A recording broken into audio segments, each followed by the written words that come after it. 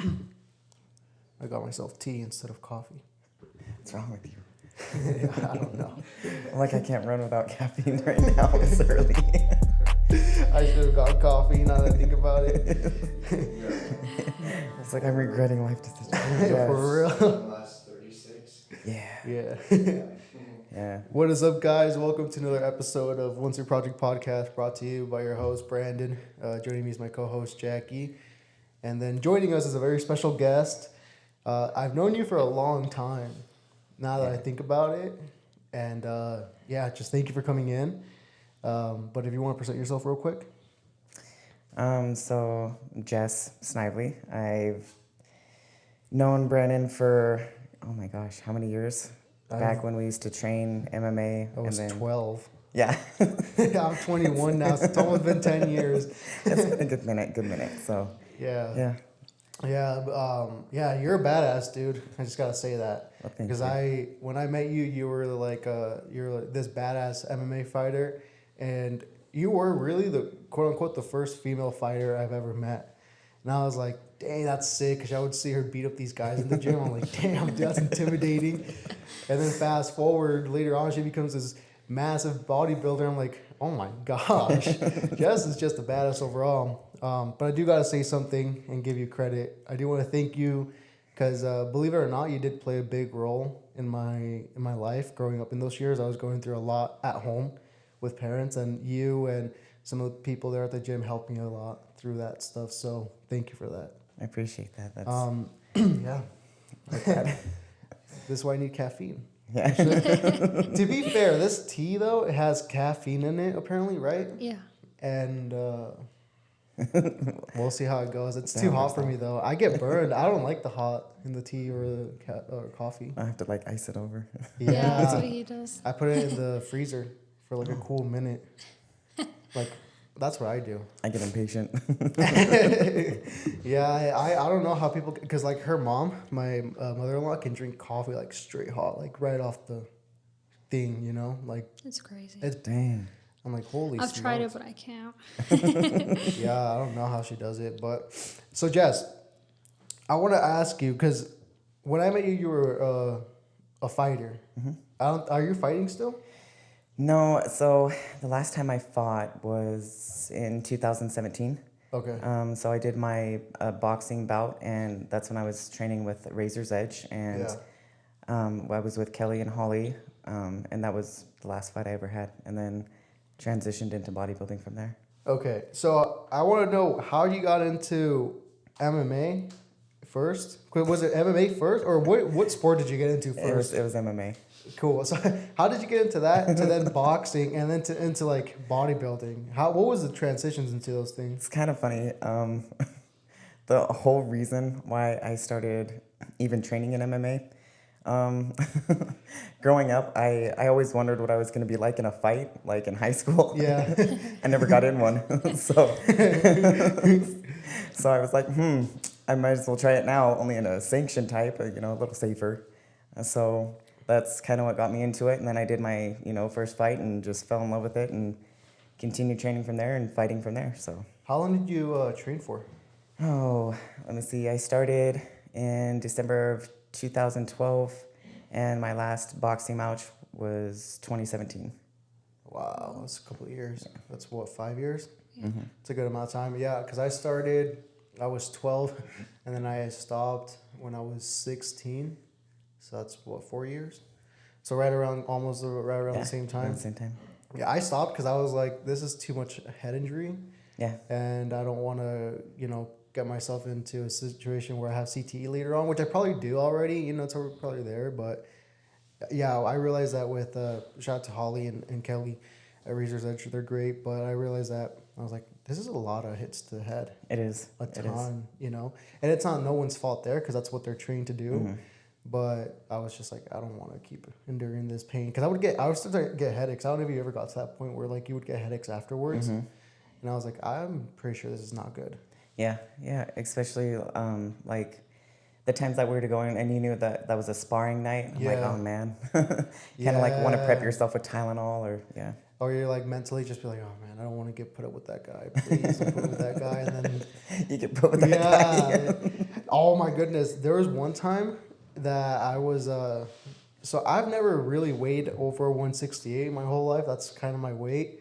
And I got put up, I was probably like 150 at that time. And I got put up with this heavyweight, like literal, like heavyweight, you know, like he was pushing almost 200 pounds.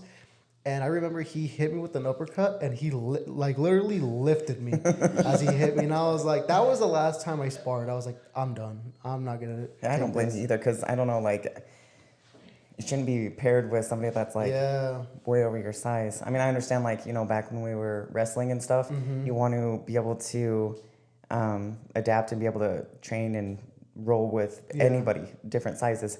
It's a heck of a lot different than stand up and getting hit in the face. Oh yeah, at least in wrestling, you're not getting hit in the head. You know, there's no punches involved. But yeah, that was the last time I was like, I'm done. And then my brother, Kennedy, he does boxing, and that guy has like a beat up nose. Like he just bleeds now all the time. Yeah.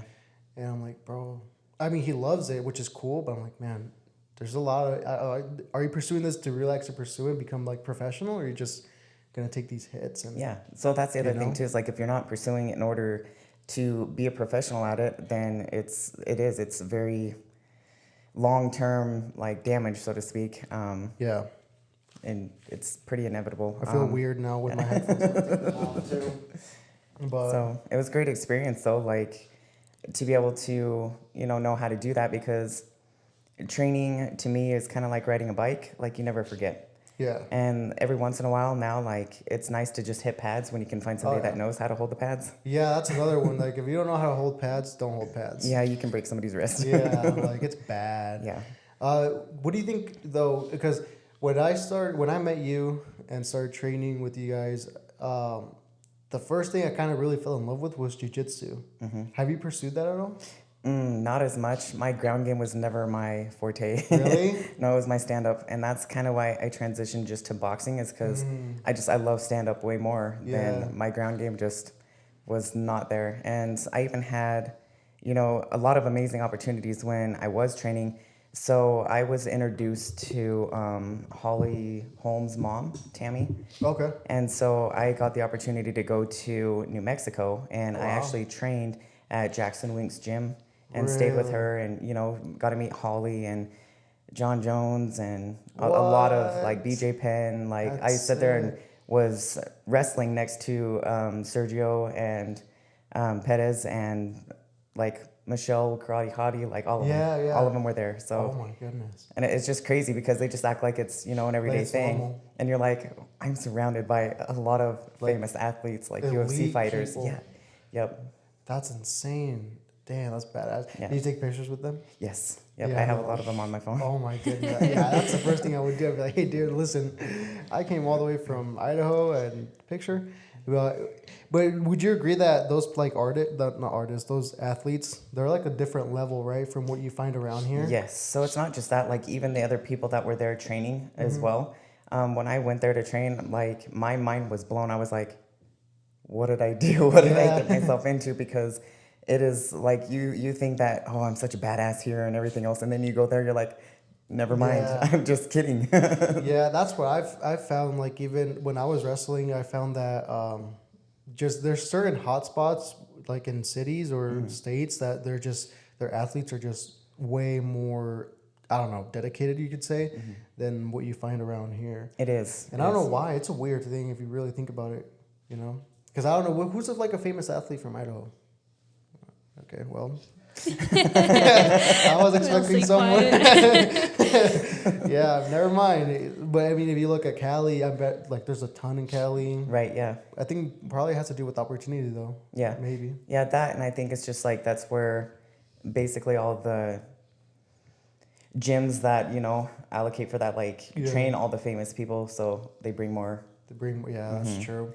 They're not going to come to somewhere like Idaho. They're like, hey, let's open a gym. Right. I mean, yeah. Hey, let's go to the YMCA and train, you know. I don't think it'd be hard. I mean, I'd be super proud, and I wanted to be this when I was like younger. If someone from like the YMCA was repping in Right. the UFC, like that'd be so sick. Where'd you come from? The YMCA. Where do you train at? The YMCA. Yeah. Oh, the YMCA would make millions after that. Oh yeah. But, Or just even Idaho in general. Like, oh yeah. Well, the cool thing is that they're bringing the UFC to Salt Lake now, like more oh, often. dude, see that? Because So- I feel like we have so many talented individuals here. I mean, Oh, even yeah.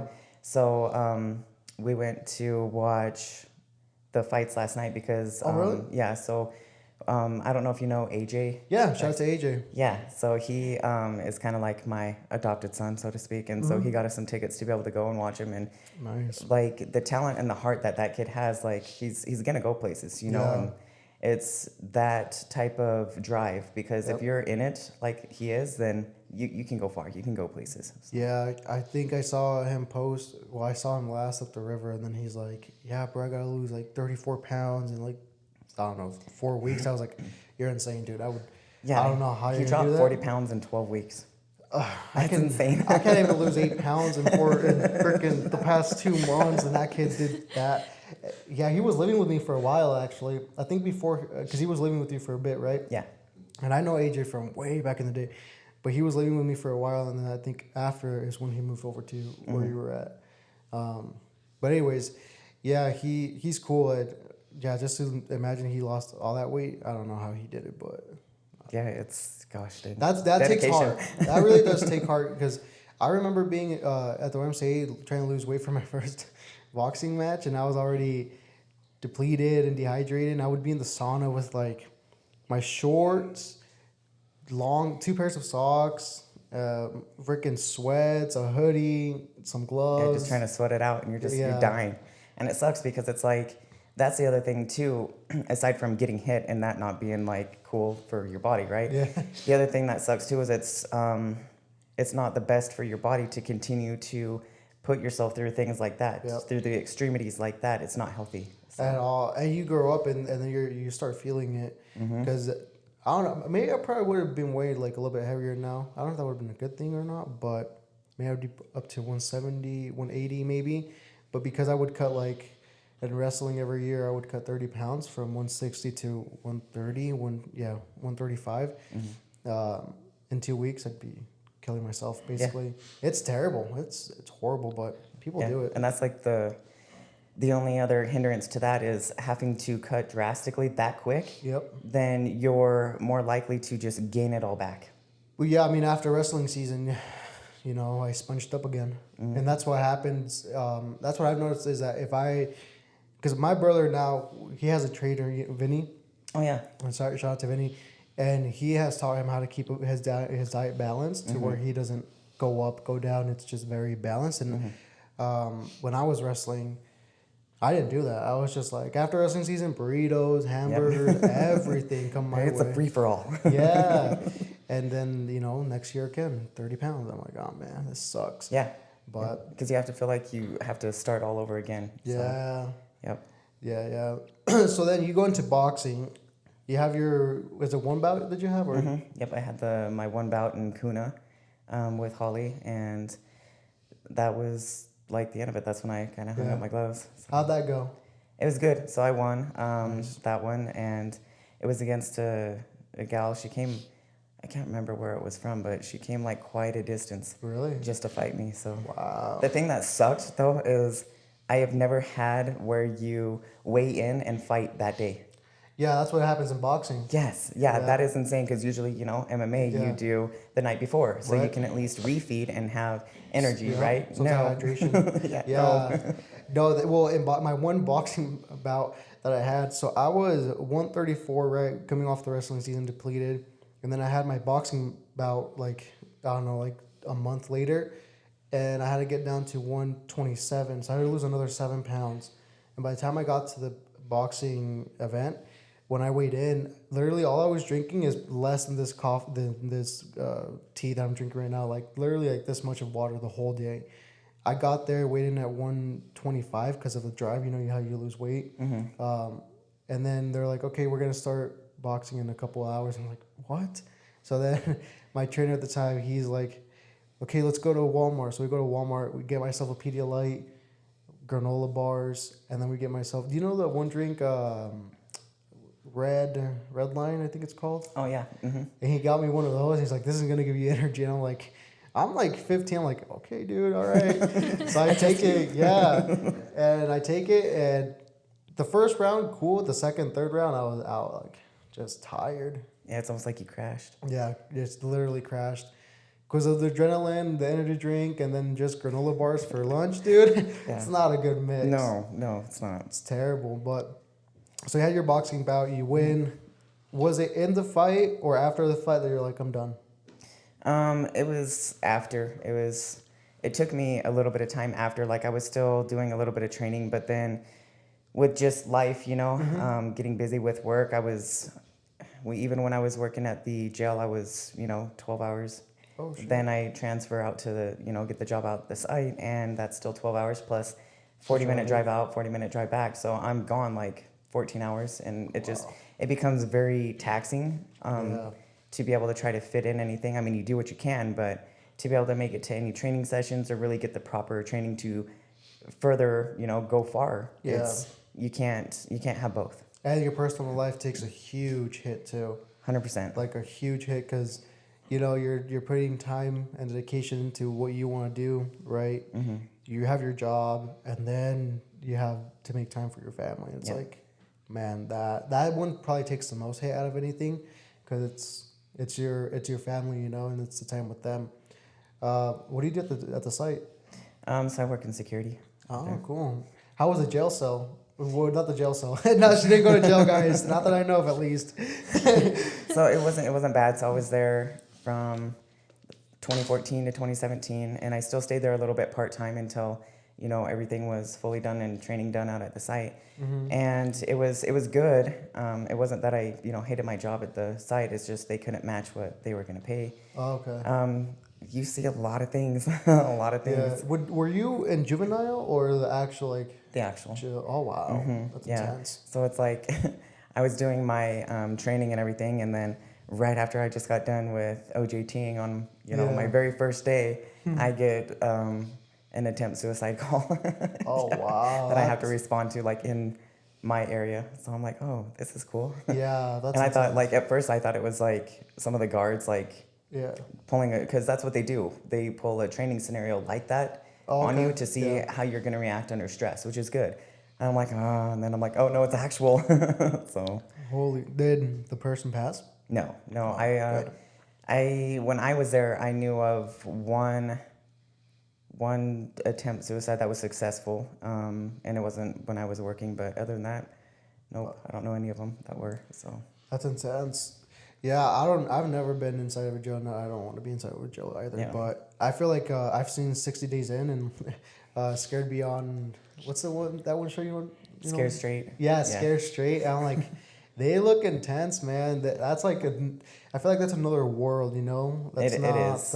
It really is. Well, I mean, it is kind of what you make of it too, though, because you have some people that go in there with different types of mindsets. That's all I'm gonna say about that. And my mindset is and always has been is I treat everybody there like a human being. Whatever they did, that is not for me to judge. That's for God to judge. That's not me. I'm there to, help any way I can. And so a lot of the inmates, believe it or not, were actually really upset and sad. And they actually made me a going away cards. Yeah. Yeah. And they were super sad that I left because I was the only one that tried to empathize with them on any holidays or anything like that. And I was doing activities. Yeah. Obviously, options were limited. You can't just, hey, you guys want some scissors? Yeah. So I'm going to turn away. You do what you can. Yeah. So I would do any kind of like coloring activities and contests. And I would even do it where they were competing against all the dorms. You know what I mean? And we would just try to have a good time and do that. And because, I mean, how would it feel to just be stuck in there all the time? Right. With, 20 other people. And then New Year's is just like bland, you don't do anything. It's just like, oh, I'm in my cell. Exactly. It's gotta suck. Yeah. So that's the one thing I was sad about. There's, certain people I like to work with, and that was sad, but mostly it was just what I was trying to do and help for other people that were there having to just sit there day in and day out. Wow. Dang, so you carry that kind of that kind of just heartwarming heart around you, huh? Because I remember that when I was when I was 12, my parents were going through a divorce, so my escape was training. And at the gym when we were training, like that's what I felt around a lot with you and several other people around there.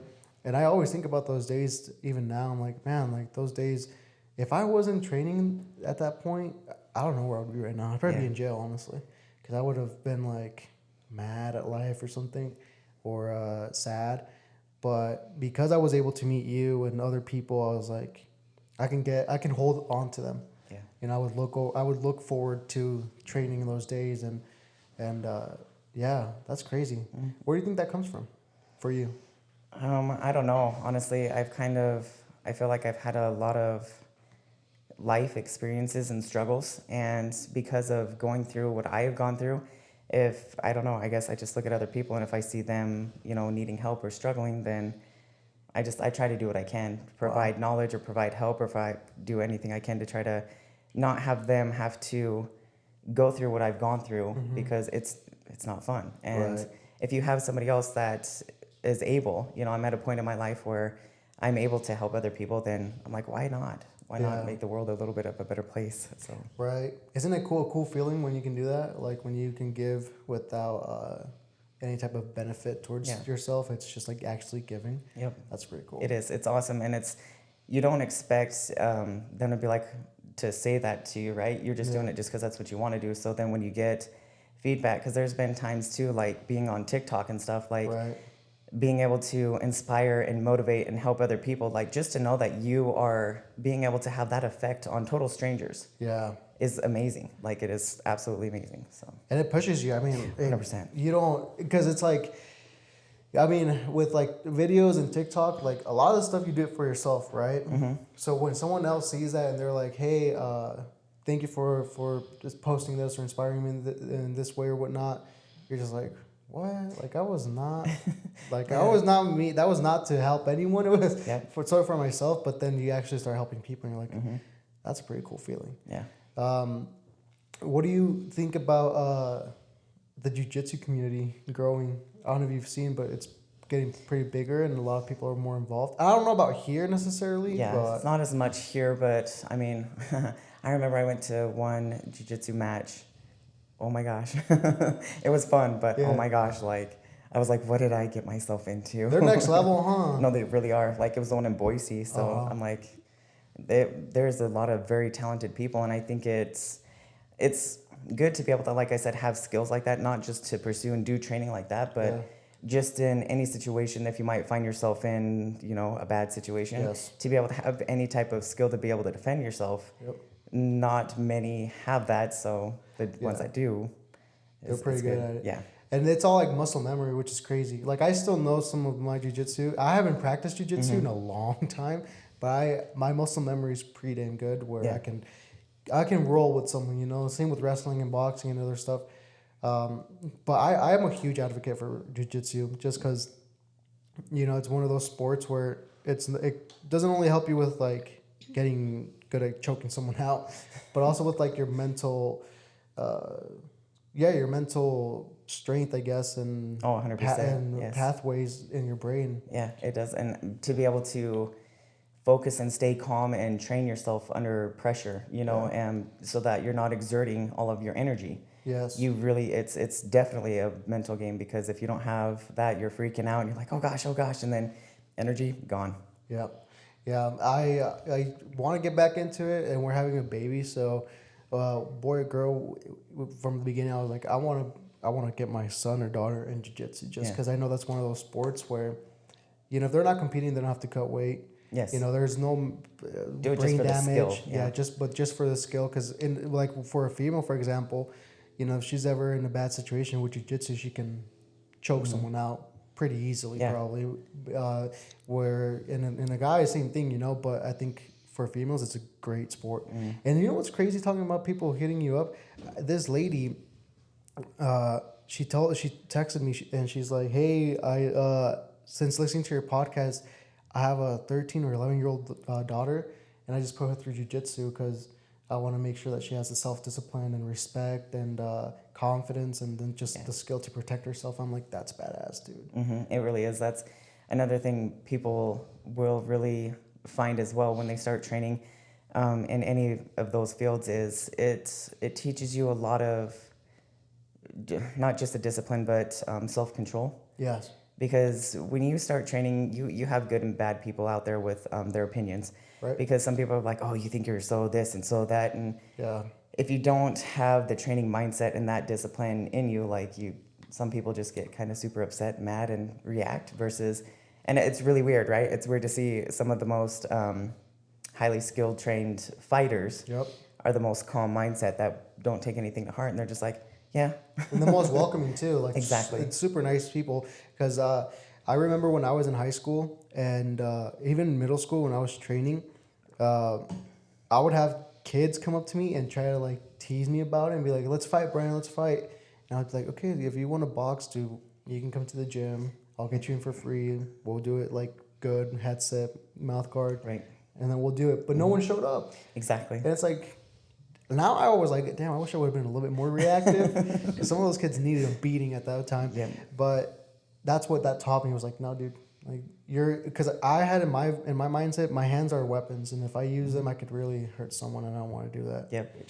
And that's how, unfortunately, if you were to ever get into any kind of like tussle, that's how the other side of law enforcement and everything would look at. Be like, so you train. Yeah, and then they'll look at your history. Oh, so you were registered in the USA Boxing, aren't you? And I'm like, yeah, I did when I was 14. That's a long time ago. It's the muscle memory. I'm sorry. Yeah. It's like riding a bike. Yeah, that's funny. Yeah, that's what I always thought. But I just think, and then I feel like with other sports, I played football one year. Like it was terrible at it though, and but I didn't think that football would. Taught the same things as like a wrestling, boxing, or jiu-jitsu sport does, because it's such a team sport that you're more reactive towards like tussles where like, all right, let me go get my buddy, my football buddy. But in jiu-jitsu or boxing, you're like, I'm by myself, dude. Yeah, yes, and that's the thing too, is it's you and one other person. Yeah. Like so. It's intense. It's like, it is. So. Yeah, I can't imagine, dude. I would go. Did you ever get nervous before your matches? Like my actual fights? Your fights? 100%, yeah. Like, you get nervous, and it's funny, like, my very first fight, I was, like, excited but nervous, and whatever, but it's when you don't have your corner people and anything with you, and you walk into the cage, and then they shut the cage behind you, and it was my very first fight, and I remember it, and I'm like, oh, shit. Like, shit just got real, like, once they shut the cage. Like, it was fine as long as there was just still a pathway to leave, but when they shut it, I'm like, oh, we're really doing this. Oh, yeah, it's like, oh, fuck. Yeah, exactly. Yeah, I was too scared of MMA fights. They offered me a lot of MMA fights, and they're like, yeah, let's get you one. But I'm like, no, dude. Like, I'm scared of those kicks. Like, those kicks hurt. Like, they hurt. Dude, AJ, I know he knows this. There was one fight where I don't know which fight it was, but he got kicked back here, like super hard. Like, that guy kicked the shit out of him. And it just, the next day, just bruised, bad. I'm like, dude, that's not worth it. I'm not doing that. No, so that's one of the reasons why I kind of transitioned out, is because I'm like, I'm kind of getting tired of getting hit in the face. And it takes longer to heal. Like, the older you get, I'm like, so we still have a black eye. It's been a week. I have to walk around with this. Yeah. It's like, it's a little tender. That's great. Yeah. It was funny because that's the day that I started over at the jail. Was the day after my fight. Oh, wow. And it was so funny because there was Sergeant Cox was her name, and I was there training with a couple of other people, and she's like, you guys really ain't gonna ask her, like, make sure she's okay when her first name, she got a black eye? Like, I know the reason, but you guys didn't, and kind of give them shit about it, and I just thought that was funny, but yeah. That's intense. Yep, did you fight? I mean, like, not in the cage, but outside the cage. Oh, him and his gloves on growing up as kids, and that's what for fun. Him and his brothers. Oh, wow. Like backyard style. Yeah. Oh man, those are even worse. Have you seen the YouTube videos on those? Oh, those are scary. We should upload ours sometime. Oh my gosh, it's video camera too. Oh man. I tried to just even wrestle around with him like the other night, and nope, I can't. Yeah. I'm like, I'm supposed to be good at this. I'm Yeah, like, yeah. you're not supposed to be able to like Yeah. take me down so easy. I'm like, can you give me a little chance? Or I'll just sit there and be like, well, it's because I'm tired. Catch me on a day I have energy. He's like, what day is that? I'm like, probably never. I worked out today, dude. My arms are tired. I'm like, I'm not as strong right now. My pump was in the gym. Yeah. So did you wrestle when you were younger too? Or did you do any I sports? have 8 brothers. Oh, wow. Hey, brother, dude. They have like a whole team by themselves. They have a whole soccer team, dude. Holy smokes. You just needed 4 more and you'd be a full team. That's insane. Yeah. That's I They're played all soccer very too. competitive too, though. So, yeah, like I said, we used to Yeah. date 18 years ago, so I've known him for a long time. And him and his brothers had this, reputation. They still do, I'm pretty sure. They were just always like a badass kind of, Yeah. like you just don't mess with them. There's like a little clique, little brotherhood running around. That's sick. Eight brothers must be sick though. It must be hell though to live in a house where like everyone's so competitive because like damn, I don't get a break. Oh yeah, there is a mix of everybody in our family, from football to That's insane. basketball. I did motocross myself. Yeah. He's really good. You motocross? Mm-hmm. Dang. Did a race here. Oh, really? This year, actually, my first one. We went to Pocatello. Yeah. I'm like, and he did a 2-hour, the hare scramble race. Yeah. I'm like, when's the last time that you like actually raced? He's like, I don't know, like high school. I'm like, are you serious, Cameron? I was like, so you're going to go from like racing back in high school, right? Your last Yeah. race to going at a 2-hour race. Like, he's like, I was like, all right. 2 hours, when you get off the bike, does your butt like feel numb? Oh, because I just got done getting an artificial disc replacement in Oh. my neck last summer, actually, and then I had lower back surgery before that, so that's why I was off a bike for a little while. Oh, wow. And I took third nonetheless, so Yeah. that's cool. That's amazing.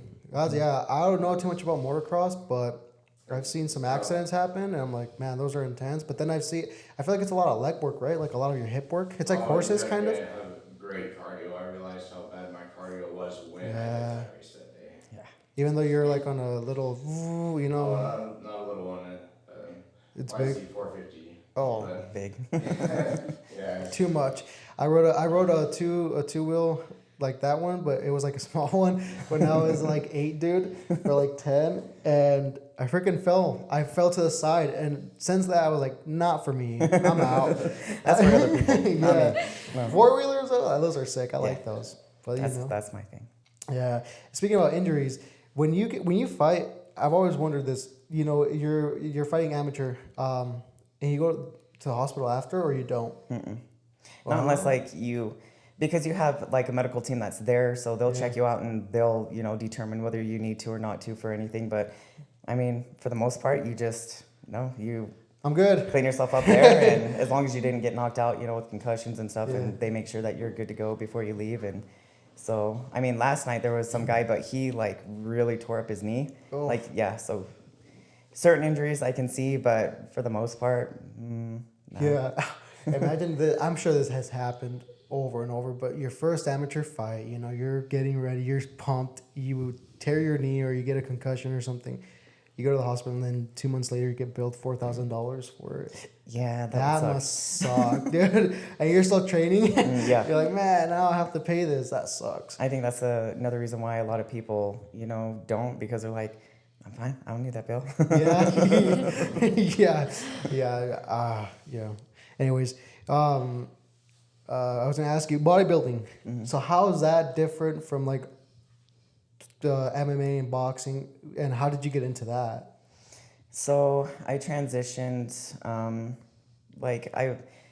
the thing I started thinking about is like, when I stopped fighting, I was like, well, I still want to do something, I don't want to Right. just be done doing stuff. Yeah. And I was sitting there thinking to myself, and growing up, like I've always like wanted that more muscular physique, I mean, it's a 50-50. I feel like either people like girls that, have more muscle and are more toned and everything, or people are like, oh, that's too much and they shouldn't look like that.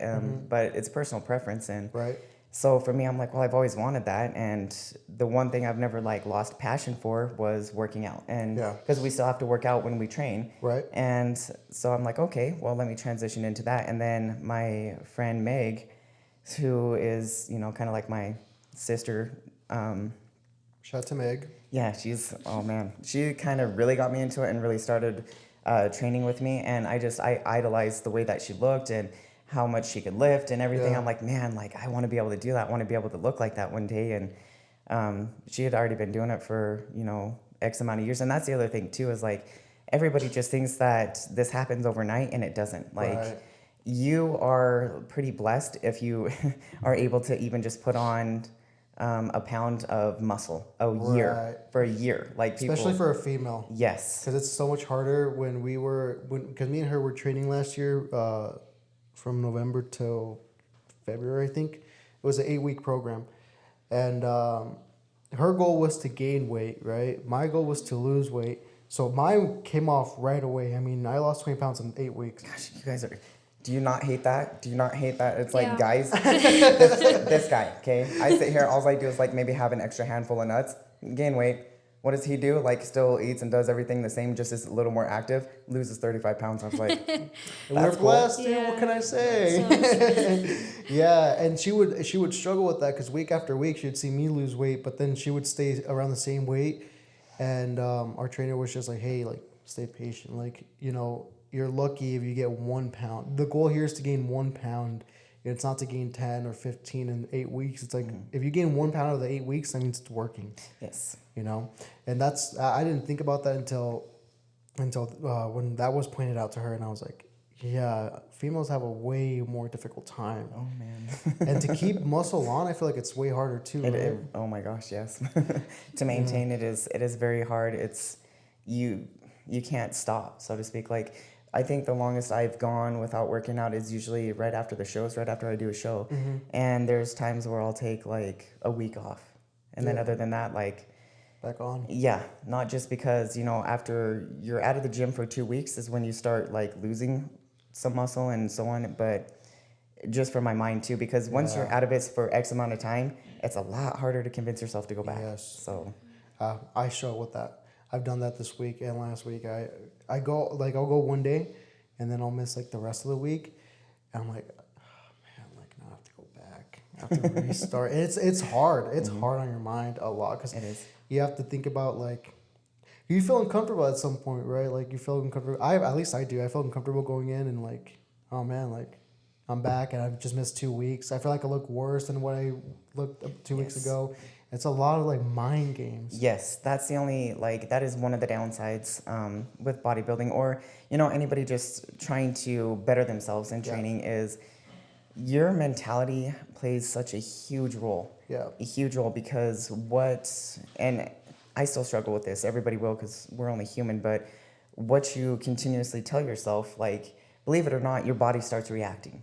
Right. So if you keep saying, oh my gosh, I'm so big, I did this, I gained so much weight, I did this.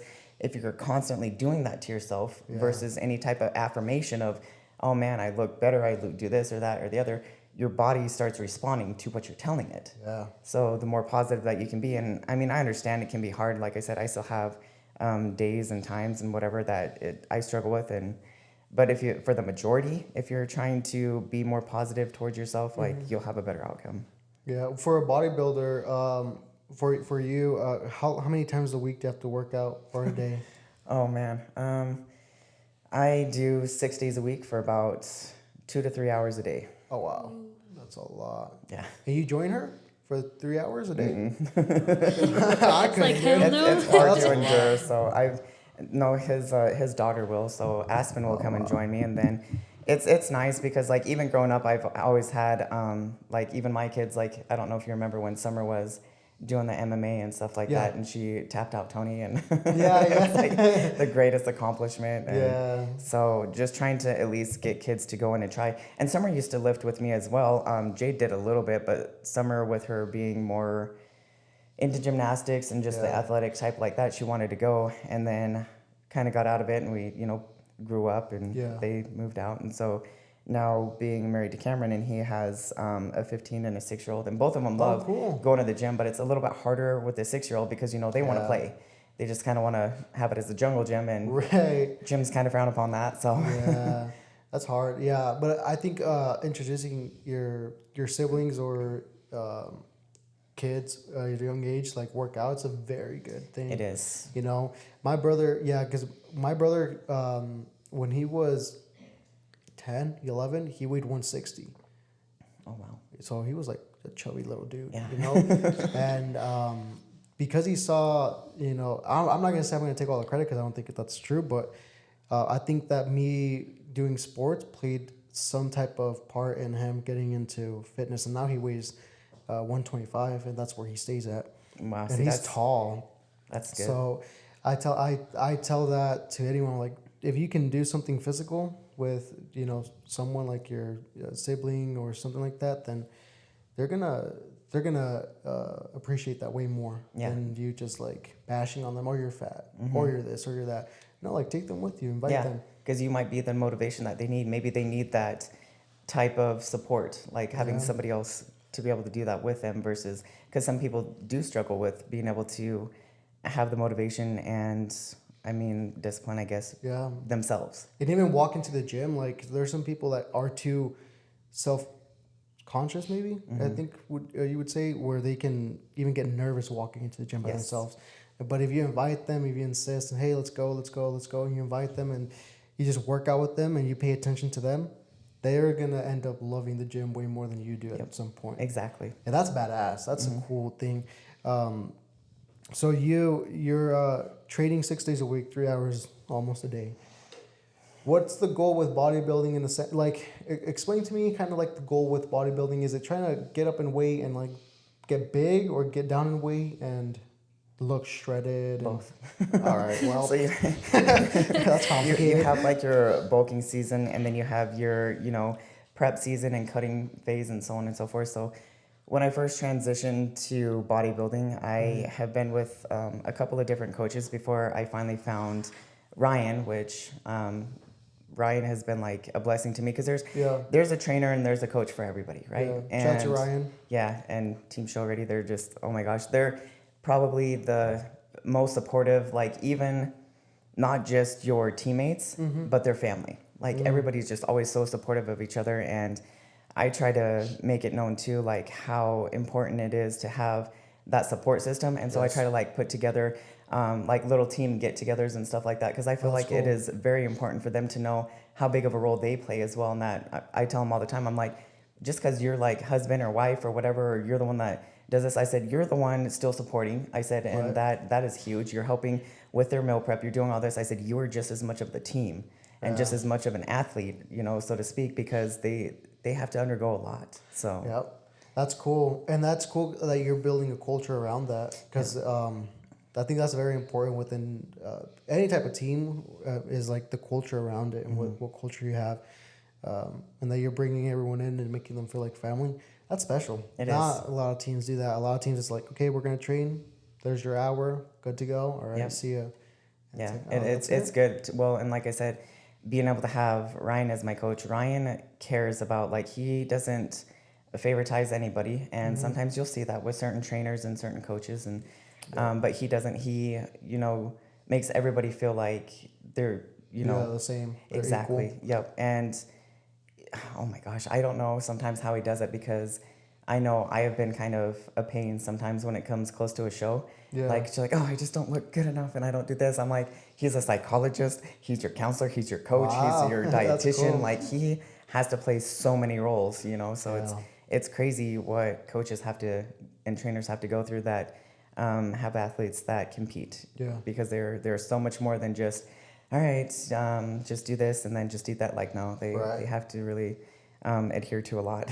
Yeah, that's insane. I didn't think about that until now that you mentioned it. What's your season? How's your year look like, as far as like, when's your bulking season, when's your cutting weight season, when's your shows? So it all depends on what show you're choosing to do. So I've had it to where I usually like to try to bulk like during the winter time, only because during the winter my body likes to hold on to weight, which most do, because it's trying to. Yeah. I think it's just trying to prep for hibernation, but Right. We're bears. I'm like, I would just be fine for that. I'm like, I just want to go sleep. It's fine. Yeah. So I try to do my shows mostly during the spring, summertime, just because I know my body can cut a lot easier and faster, and you're more active. Yes. And so it's a lot easier that way. You're happier too. A yeah. lot of vitamin D out there. Exactly. Yep. Instead Sun's of being out. secluded. But Yeah. this year, so the majority of the time I'm usually doing shows like, oh my gosh, they varied. I've done anywhere from June, July, August, September's. This year, I'm going to be doing one in November. So the reason is I was going to try to do a national show in July, but I kind of have gotten a little bit of an injury issue, and so we're trying to still build yet recover. Okay. So that's very hard to do because I ended up getting a small labral tear, which is in the back of my shoulder, which is the one that ties in and runs down your bicep. So because of that, my bicep was even compensating. So I got tendonitis in my bicep. Oh, and yes, man. and it sucks so bad because even to lift like my dog in the truck, I have a little Yeah. Frenchie, lifting him in the truck and my arm felt like it just wanted to give out. Yeah. And so I went to physical therapy for that and started like the dry needling and stuff, which I was like, what the crap is this? And I was like, what is this, acupuncture? And I had to look it up because I'm like, it's 100% different than acupuncture. And Yeah. there's only certain people certified. But what it does is basically he puts like these needles, little small needles, like they look like the acupuncture ones, in the affected area. And what it's doing is it's tricking your body into thinking that it needs to go heal over there. So it's sending more recovery, so to speak. And Interesting. it's got an 85% success rate. I mean, it worked for me and to where I didn't have to undergo surgery because Wow. I was so scared of that.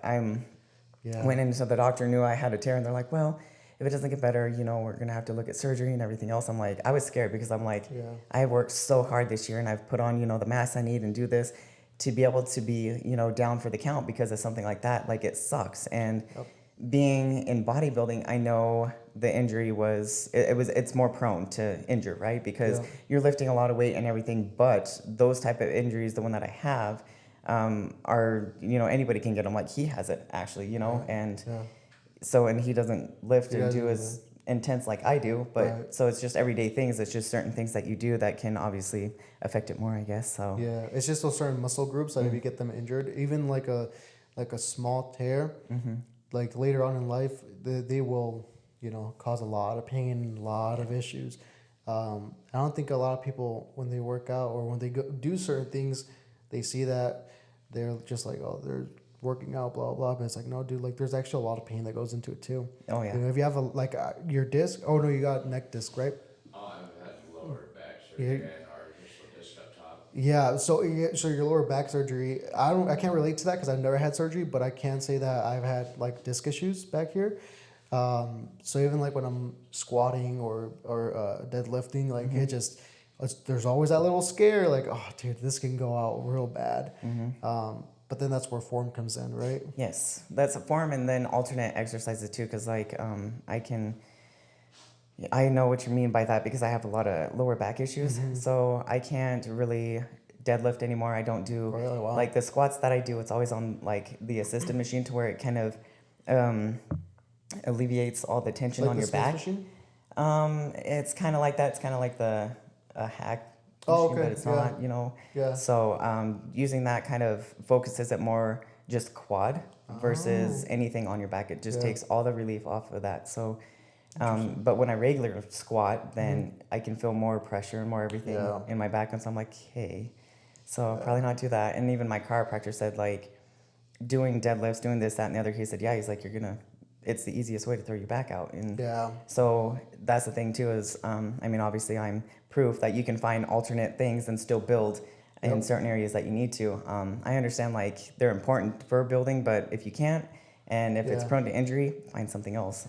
Yeah, and that's one of the things that I think with like working out, you have to keep that mindset like that open mindset of, you know what, if a squat is just causing too much pain for me, then I'm just gonna do something else.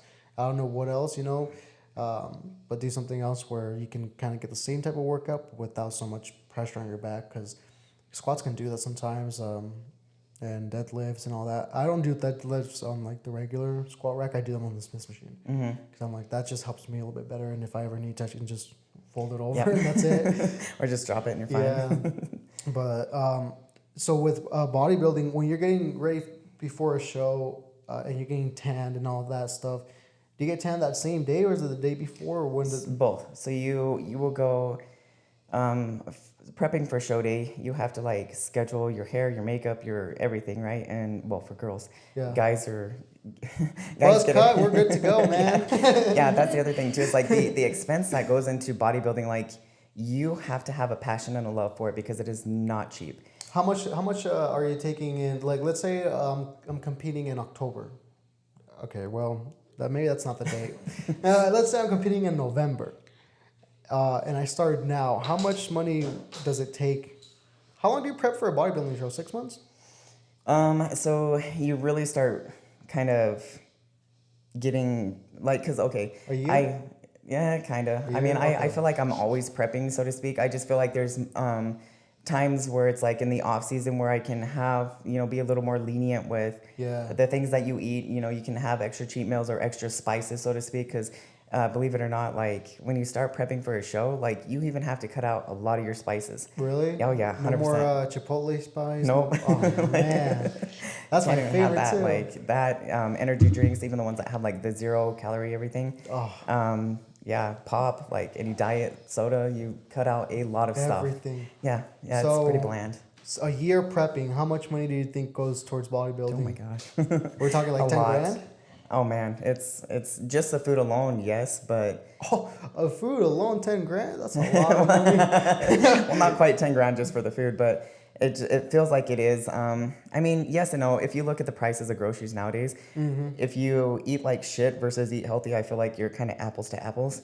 Yeah. And I feel like a big reason why people don't think that it's that cheap to be healthy is because they don't prep, or they don't want to, or they don't have the time to, or whatever it may be. But for me, like, I'm like, okay, so I go and get some chicken breast, grill it up, and I mean, it's the simplest diet, and that's another reason why not a lot of people want to do it or can stick to it, is because it is so simple, and it's Yeah. just chicken every day. Chicken and rice, chicken and rice. Yep. Yeah, and that's something you have to prepare yourself mentally. Again, back onto the mental thing is like when you're going in, like when I was in my diet, I was like mental, like it's all mental. Because you would see, driving around these McDonald's, oh, chicken sounds great. Panda sounds amazing. But you're like, nope, I got my meal prep at home. I have to stick to it. Yep. And I think that's probably the hardest thing that people deal with is that mental or mindset of like, you're chicken, dude. Yeah, it's waiting at home for you. Like, that's what you're going to eat. Lunch, dinner, and maybe not breakfast. I don't know about breakfast. I've had to do it for breakfast too. Oh, that's I've had to do chicken for, because I eat 6 times a day. 6 times a day, Jess? 6 times. Cameron, right? Yeah, not me. 6 times a day? Are they like big meals or like small meals? No, they're like, so my diet, and this isn't like everybody's different, right? So I have a set amount of protein and a set amount of like fats and carbs and everything that I intake. My protein usually stays around the same, so I usually intake about 4 ounces. Okay, yeah. So yeah. Still a good amount of chicken. Yeah.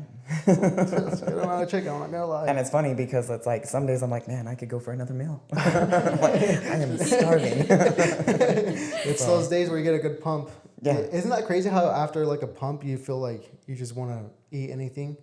I wonder why. Do you know why?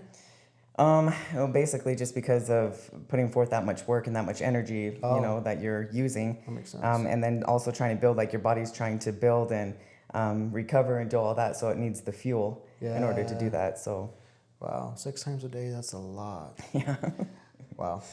Yeah, mine was 3 times a day. Well, like 3 good meals and then 2 snacks in between. Oh.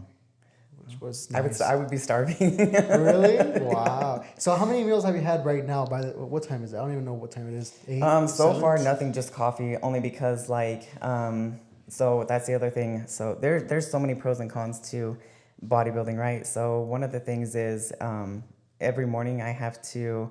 I was diagnosed with hypothyroidism in 2020, like the beginning, like January, and it went untreated for so long because I didn't know that that's what I had. So it's in your thyroid, it's underactive, so it's not working enough. So the side effects to that, oh my gosh, it really sucks. So I was starting to like gain weight. You feel like bloated all of the time. Like it doesn't matter. You could go all day without eating and you feel like you ate a Thanksgiving dinner. Oh, wow. And that's just how your body's responding.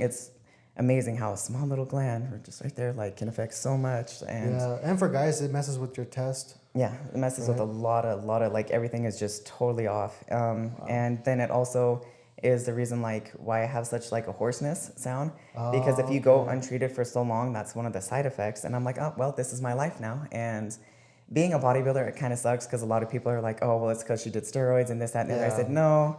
I said I actually went to the extreme on TikTok one time and showed like my blood lab results. Oh, wow. And I said, so if I was on all of this stuff that you guys are, so Talking about? yeah, I was like, wouldn't these levels be higher? Yeah. Like, I was like, maybe you should do a little bit of research. So anyways, because of that, I have to be on thyroid medication for the rest of my life. Oh. And I have to, when I wake up, I take it, and then you can't eat for an hour. You can't eat nothing, like, Oh, man. you have to wait, because that's how it, takes effect and does its job, so to speak. And so some days it really sucks because I'm like, I am starving.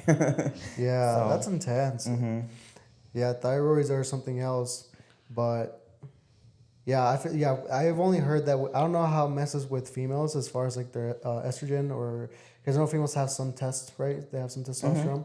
Yeah, but females can have it as well as males, like, because as males get older, your test gets lower, and it's at some point in time in guys' life, it's pretty inevitable you're going to be on, some kind of test replacement to where you have to do injections or pellets or whatever.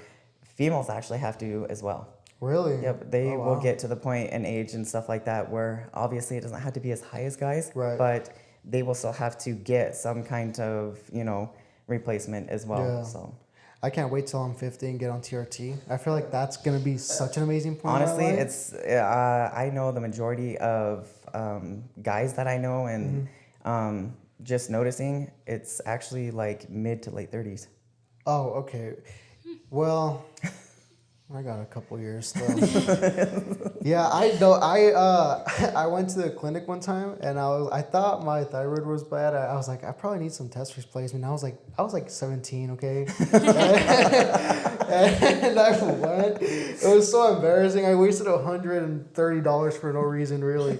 I went, and the guy was like, so we need to do labs. I was like, okay. I come back. They're like, everything's good. Your test levels are pretty good. They're amazing.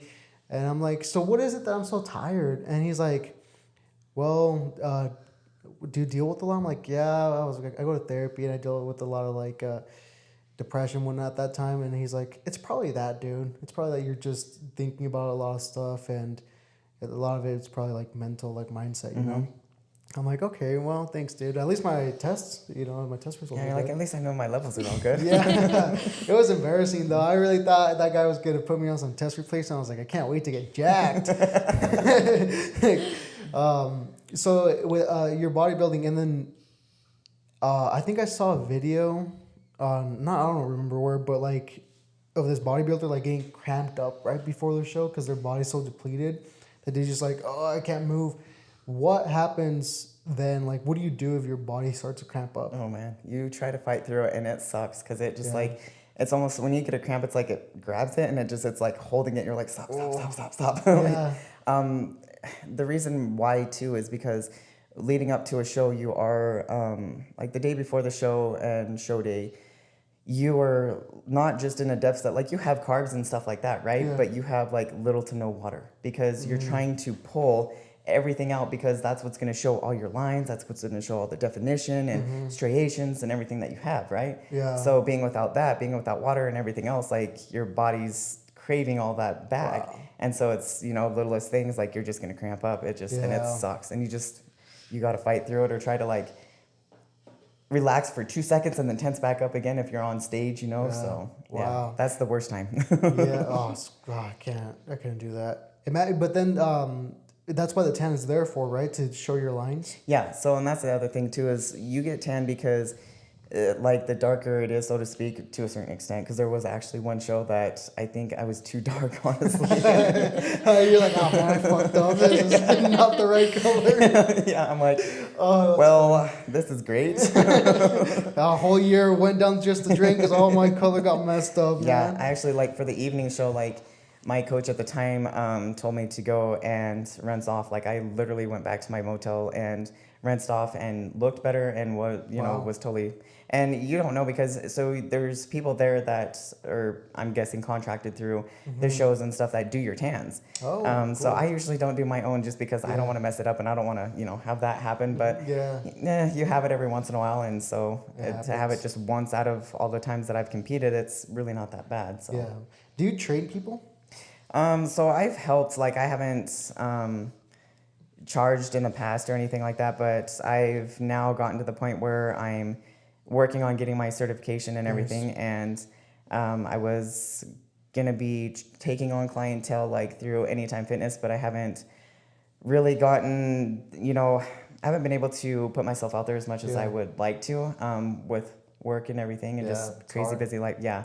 So, but as much as I can, or anybody that like ever comes up to the gym or that I see, like, cause I go to Dutch Bros, I'm like all the time. And so all the girls there, like, I just love them so much. They, kind of ask me or whatever. And if I have tips or Yeah. anything like that, they'll ask me, diet tips or this, that, and the other. Like I can, give them a little bit of advice or, what I would suggest. But like I said, I'm always trying to help somebody else because Yeah.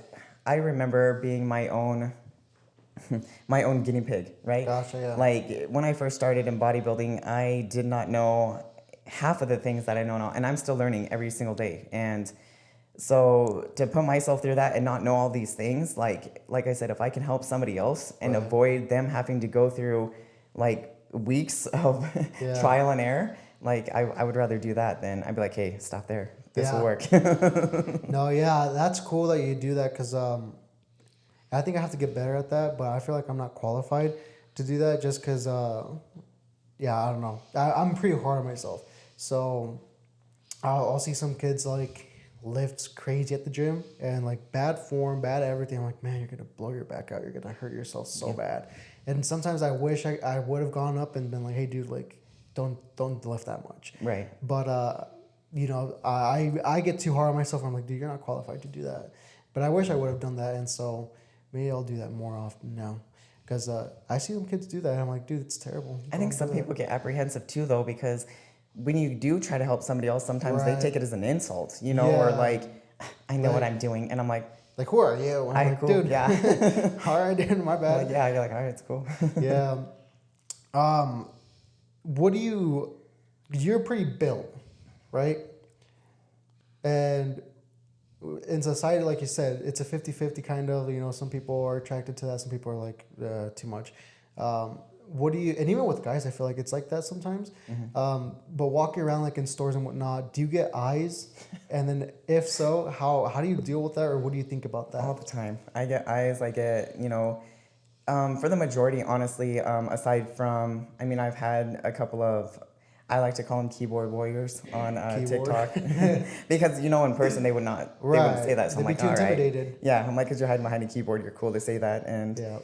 so, you do get some negative feedback with the way you look or what you do and so on and so forth. But honestly, for the majority, like, I get complimented all the time, like, randomly too. It's so weird. Yeah. Like, they'll just be like, oh my gosh, like, how many, and then they'll ask the same questions, like, how many days do you work out? Do you compete? Do you do this? And I'm like, yep. And like, it's taken about, 6 years to get where I am right now. And he even gets crap at his work for me. So. Really? How do you deal with that, being the spouse? Oh, I tell them, Fuck off, basically. no, I tell them, she don't have shit. Yeah. That's all show. Change that stuff. Yeah. They're like, oh, I bet she beats up on you all the time. And honestly, she Yeah. knocks me around here and there, but it's not for me. He's like, look, this is what she did to me. Yeah. No, it doesn't bother me at all. No, and I feel like you have to, as like a spouse who's doing, like, supporting someone who's doing a bodybuilding show or is a bodybuilder, you have to have that mindset of like not giving two shits about what someone else says. Because it's like at the end of the day, it's like, dude, you're not sleeping next to her. You're not the one seeing her beat her ass up in the gym. Like, she works hard, or he works hard for all that stuff. And so that's cool that you have that mindset, though. That's pretty cool, dude. Because I don't think a lot of people do. I think some people are like, oh yeah, too big. Yeah. Or oh yeah, maybe they're right. And it's like, no, like whatever you want to be is fine. Right, exactly. And that's kind of how I've tried looking at it, I'm like, well, I mean, that's not your body, so Exactly. I'm like, you can go pursue what you want to. Like, don't be so judgmental to somebody else just because that's what their passion and their dream and their goals are. You Yeah. know, yours are totally different. Doesn't mean I'm gonna go and be like, oh man, you really suck at this and that and the other. No, Right. whatever you want to do. Like, I'm gonna motivate and support that because Yeah. more people should be ambitious like that. You know, rather than putting more energy towards being judgmental. So Yeah, and the funniest thing too is like when a super unhealthy person comes to you and attacks you. That to me is the funniest one because like, bro, what, you don't even have room to talk, dude. Like, what do yeah. you? I've gotten you know? that quite a bit too, and I'm like, okay. Yeah, it's like whatever. Waste your time on whatever you want to do, but yeah, they have no room, and that one to me is like probably the funniest one. When I've seen them, like, yeah, they have no room to talk, and yet it's like they're trying to normalize being unhealthy. Yes. Because I don't know what it is about now, but apparently being obese is like almost trying to get normalized to being okay and being healthy. And it's like, that's not the way it is. Like, Right. we all know science. We all know what's right, what's wrong. Well, not just that, but it's like, be like comfortable in your own skin. I understand that, but understand the health risk factors. Yeah. That's the thing. It's not like And long term, too. exactly Because It's not- it's very short term mindset, right? I Yes. feel great right now eating my 3, I don't know, burgers or whatever.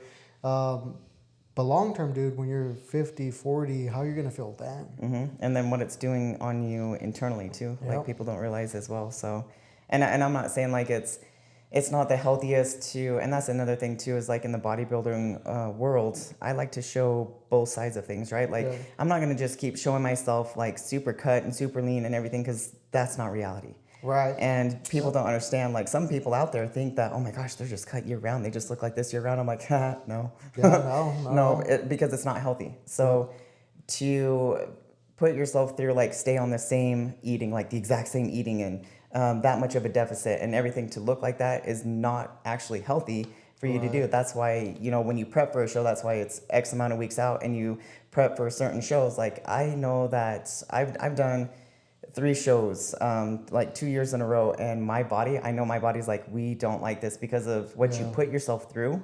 I think my body is usually good for about 1 or 2 shows a year. Yeah. And because you're trying to build in between all of those two, right? And so to have, like, it's such a difference to be able to gain and then lose. And so I'm like, well, I want to show both sides of this. I said, because I don't want people thinking that being just super lean and super cut, that's the way that they need to be and look and everything else like that. Like, they need to see what competitors look like in off season. And like you said, because of the mindset, like, the majority of bodybuilders have the most body dysmorphia I swear there is. Yeah, that one's weird too, but I can see how they can get so obsessed with it, because I think it's more of an obsession than I think anything else, because I think they know they look good, but it's the obsession of that little one thing, And I had a friend tell me, and I don't know, I've never dealt with this, so I don't know really. I'm curious to see how the mindset works around it, but he tells me that sometimes he sees his chubby self in the mirror, even though he's like cut and shredded and all that. I'm like, that's interesting how you see yourself still chubby in the mirror when you're like shredded, dude. Like, you look good, but I don't know. There's times on show days too, like, or right before show days, it's I think the biggest reason is because we are like a 1% out there. Like, not a lot of people do this, and there's good reasoning for that, because it's not easy, Right. and it takes a lot of discipline and a lot of dedication. And so going into it, like with every show, every single time it's inevitable. It's gonna happen, and even though it's gonna happen, it's like you can't prep your brain for it. It still happens. And I think the reasoning is because in the bodybuilding industry, you try to push yourself and better yourself so much. Like, you're always hungry, you're always striving. And so, like, before competitions, I've been like, oh my gosh, like, I don't look good enough. Like, I need to be a little bit leaner, or this, that, and the other. And it's not as much as like, oh, I'm just not skinny kind of thing. It's just like, man, I could be better. And so I think that's the biggest thing. And then after the show, and then you look back. It's a huge effect. Yes, yeah. Just the confidence. I mean, I'm sure you have to walk on stage with confidence, and if you don't show the confidence to the judges, then It shows, Yeah, yes. like, Your it's bad. presentation, like because you have so much presentation and demeanor just in the way that you walk, in the way that you look, in the way that you smile. Like everything has Yeah. got to be on point. Wow. So, and in competitions, that's another reason too. Like I need to be practicing like my posing and stuff more. But again, Yeah. sometimes just life, right? And that's the thing is like you can have like two guys out there, right? And you can have this guy that's, bigger and more shredded than this guy. But if this guy knows how to pose better, Yep. because it's all about your angles, it's all about making yourself appear to be a certain way, right? Yeah. He can win it over just with that alone. Wow. That's intense. Dang, I'm pumped now. I want to do a bodybuilding competition now. That sounds, honestly, it sounds like one of those things that the challenge sounds very fun. It is. Like the challenge of going a whole year of just having your body go through this endurance of working out, cutting weight, losing, gaining weight, whatever it is.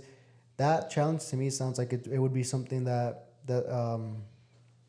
would teach a lot of people the next level of life, Self-confidence. of self-confidence, of self-discipline, of everything, self-respect. Yeah, it would, because people are like, oh, well, you do all of this work for 2 minutes on stage. I said, yeah, but you don't see what you're really putting into it. You don't see what it's really doing for your mindset and like the self-affirmation, because a lot of people doubt themselves, right? A lot of people think, oh, I would not be able to. I'm like, no, you can. Yeah, Like, imagine how many anybody can. days you go throughout the whole year of like, I don't want to go to the gym today. Yeah. But then building yourself to go to the gym that day, even though you don't Yeah. want to, and having a good pump, Yeah. Like, that builds a lot. it really does. Like, and it makes you feel really good about yourself, because you're like, man, even when I didn't want to, like, I push myself and I still go. Like, you might not have, I don't have the best lift every single time, right? And I don't have the most energy every single time. But it's the fact that you keep showing up. It's the fact that even though you don't want to do it, you go do it, because you know that's what needs to be done in order to reach this goal. Yeah. Wow. Dang, Jess, that's badass. That's Yeah, super it's been cool. tough.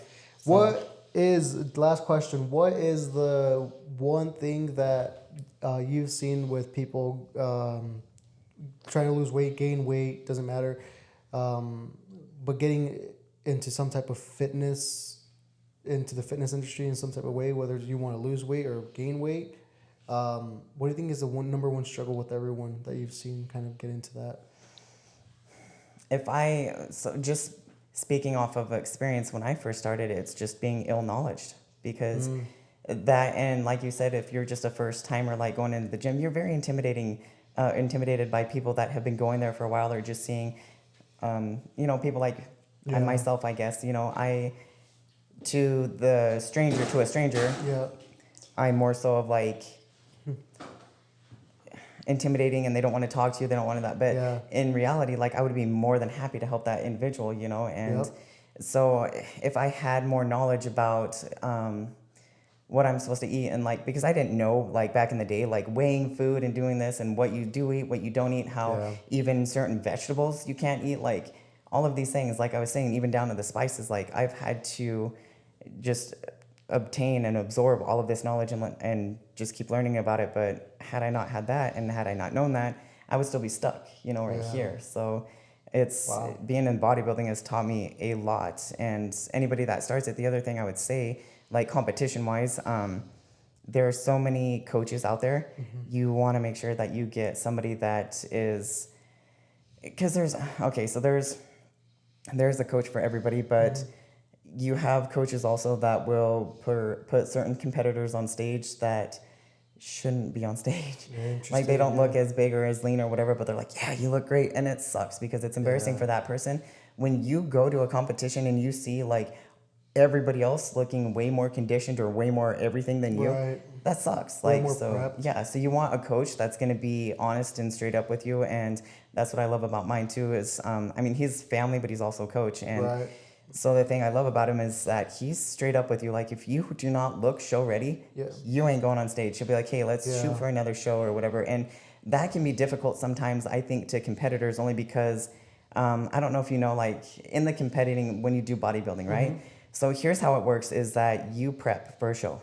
You go to an NPC national show. So it's a NPC national qualifier. So what that means is you have to go there and you have to place the top first or second in your division. Oh, wow. You can do, different divisions. So I've done figure, physique, and bodybuilding. And, I kind of feel like bodybuilding's fun, but I don't feel like I'm as big as I need to be to really compete against, top-notch girls.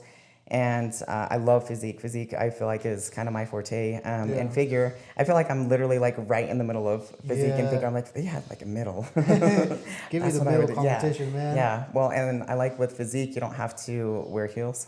But the only thing I don't like about that is when I do go compete, you have a 1 minute routine by yourself.